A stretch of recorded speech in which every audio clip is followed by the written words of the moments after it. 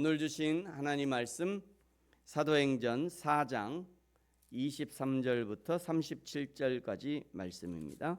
오늘 읽는 것은 32절부터 35절까지 우리 같이 읽겠습니다. 시작.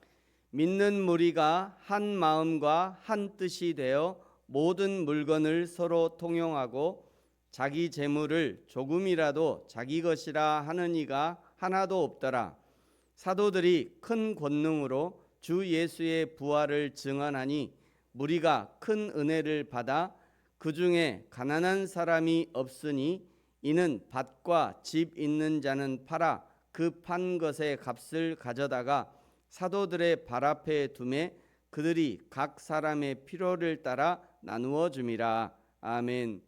베드로와 요한의 우리는 보고 들은 것을 말하지 않을 수 없다라고 하는 담대한 고백과 나면서 걷지 못했던 사람이 예수의 이름으로 지금 걷게 된 것을 본 백성들의 눈이 두려워 결국 백성의 장로들과 사두개인들이 베드로와 요한을 풀어주게 됩니다. 베드로와 요한이 풀려났다는 소식을 들은 제자들이 24절에 보시면 하나님께 감사하고 찬송하고 이후로 더욱 담대해진 것을 볼 수 있습니다. 29절부터 보시면요, 주여 이제도 그들의 위협함을 굽어보시옵고 또 종들로 하여금 담대히 하나님의 말씀을 전하게 하여 주시오며 손을 내밀어 병을 낫게 하시옵고 표적과 기사가 거룩한 종 예수의 이름으로 이루어지게 하옵소서 하더라. 아멘. 보통 기독교를 체험의 종교라고 말들을 하죠. 이것은 단순히 교리나 이론을 머리로 이해하는 것에 그치지 않고 개개인이 삶 속에서 하나님의 살아계심을 직접 느끼고 변화되는 과정을 핵심으로 여기기 때문입니다. 기독교는 하나님을 인간과 대화하고 소통하는 인격적 존재로 규정합니다. 기도를 통해서 응답을 받거나 삶의 고난 속에서 위로를 얻는 등 하나님과 인격적인 만남을 중시하죠. 뿐만 아니라 성령님은 성도의 마음속에 거하시면서 늘 인도하십니다.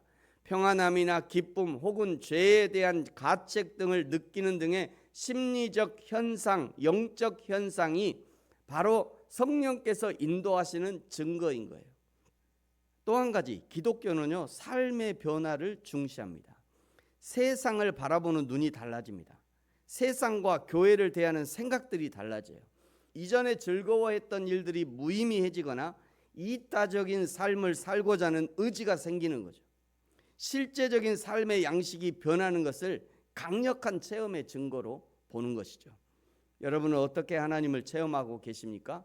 사람마다 하나님을 만나는 경험이 다 다를 수 있지만 공통적으로 성령 하나님의 감동, 죄에 대한 거부감, 쓰임받음의 기쁨과 사모함, 그리고 삶의 변화가 나타나는 거죠.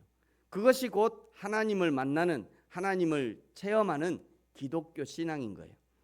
29절과 30절에요, 제자들이 사람들이 하나님을 경험하게 해주세요 라고 기도하는 것이죠. 왜냐하면 당시에는 그것이 가장 좋은 복음 전도의 방편이 되었기 때문입니다. 31절에요, 빌기를 다음에 모인 곳이 진동하더니 무리가 다 성령이 충만하여 담대히 하나님의 말씀을 전했다라고 말씀합니다.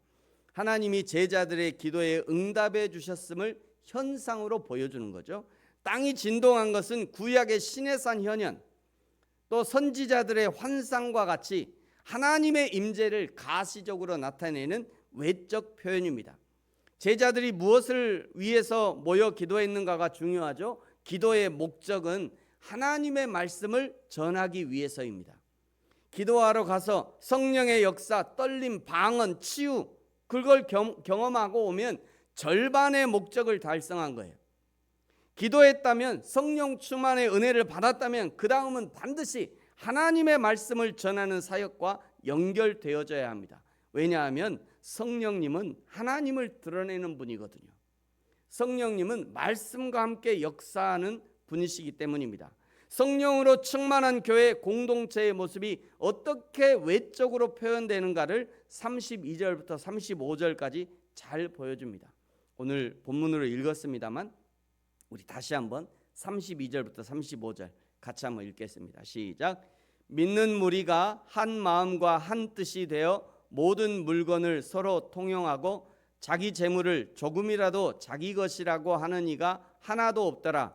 사도들이 큰 권능으로 주 예수의 부활을 증언하니 무리가 큰 은혜를 받아 그 중에 가난한 사람이 없으니 이는 밭과 집 있는 자는 팔아 그 판 것의 값을 가져다가 사도들의 발 앞에 두매 그들이 각 사람의 필요를 따라 나누어 줌이라. 아멘. 첫 번째, 성령 안에서 이루어지는 신령한 연합의 결과는 성도의 교제로 나타납니다.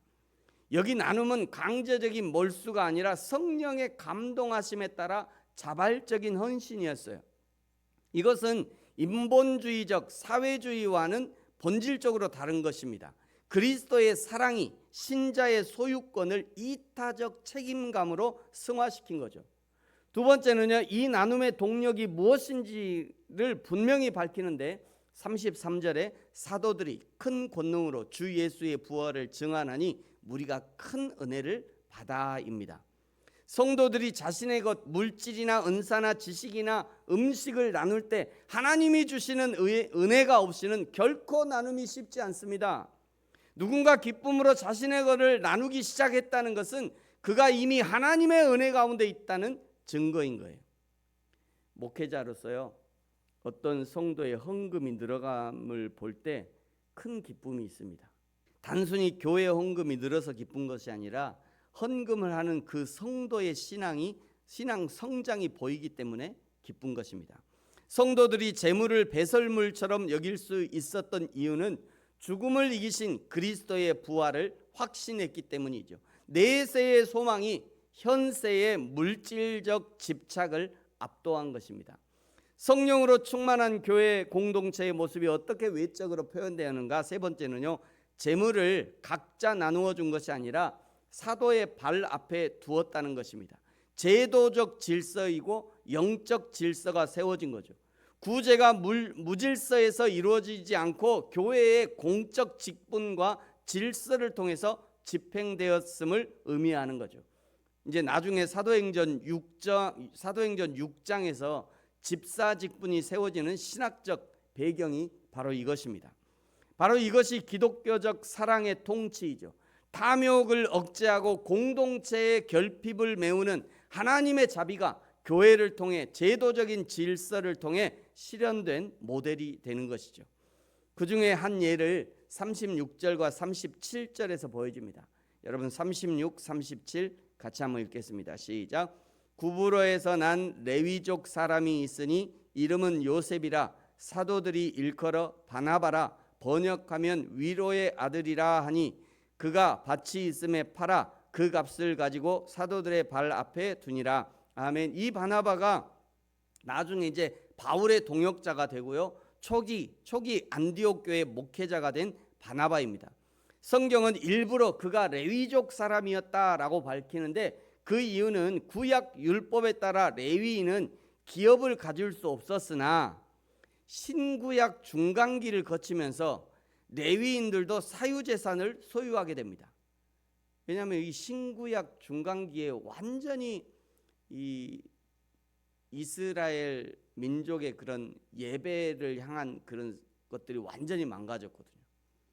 예배하지 않아요. 헌금하지 않습니다. 교회가 성전에서 예배가 드려지지 않아요. 성전에서 예배가 드려지지 않으면 레위인들이 먹고 살 수가 없어요. 원래 성전에 들어오는 재물이나 이런 걸 갖고 먹고 살았는데 그것이 했는데 이제 더 이상 헌금을 하지 않으니까 교회 그 성전에서 예배가 드려지지 않고 동물의 제사가 드려지지 않으니까 먹고 살 일이 없어졌어요. 그래서 이제 레위인들의 어떤 그 사적 재산을 이제 인정하기 시작한 거죠. 그러나 바나바가 레위인으로서 가질 수 있었던 물질적 권리를 포기하고 그것을 복음 전파와 구제를 위해서 내어놓은 거죠. 사도행전의 기록자 누가는 바나바를 통해서 참된 성령의 역사가 무엇인지를 먼저 보여준 것이죠. 한국 교회가 일제시대와 전쟁을 겪고요, 이후에 70년대 80년대 폭발적인 부흥을 가져온 데는 이름도 없이 빛도 없이 바나바와 같은 역할을 하신 성도님들이 계시기 때문입니다. 지금도 한국 교회는 위로의 아들 바나바와 같은 성도들이 너무도 많죠. 그런 한국 교회에서 목회를 한다는 것은 큰 감사의 제목이라 할 수 있습니다. 저와 여러분이 오늘도 누군가의 바나바가 되어서 누군가를 위로하고 권면하고 성령의 위로하심과 성령의 질서를 삶으로 드러내며 교회를 위해 개인을 위해 협력할 수 있는 저와 여러분이 되어지기를 예수님의 이름으로 축복합니다. 기도하겠습니다. 하나님 아버지 감사합니다. 초대교회 성도들이 성령의 충만함을 입어 서로 교제하고 자기의 소유를 나누며 제도적인 장치를 통해 구제를 실천했던 것처럼 우리도 이미 우리 안에 계신 성령의 인도하심 따라 서로 교제하기를 힘쓰고 자신의 소유를 나누며 구제하는 일에 힘쓰게 하여 주옵소서. 바나바가 위로의 사람, 권면의 사람이 되었던 것처럼 나도 누군가를 위로하고 권면할 수 있는 하나님의 일꾼 되게 하여 주옵소서. 감사합니다. 예수님의 이름으로 기도합니다. 아멘. 하늘에 계신 우리 아버지, 아버지의 이름을 거룩하게 하시며 아버지의 나라가 오게 하시며 아버지의 뜻이 하늘에서와 같이 땅에서도 이루어지게 하소서. 오늘 우리에게 일용할 양식을 주시고 우리가 우리에게 잘못한 사람을 용서하여 준 것 같이 우리 죄를 용서하여 주시고 우리를 시험에 빠지지 않게 하시고 악에서 구하소서. 나라와 권능과 영광이 영원히 아버지의 것입니다. 아멘.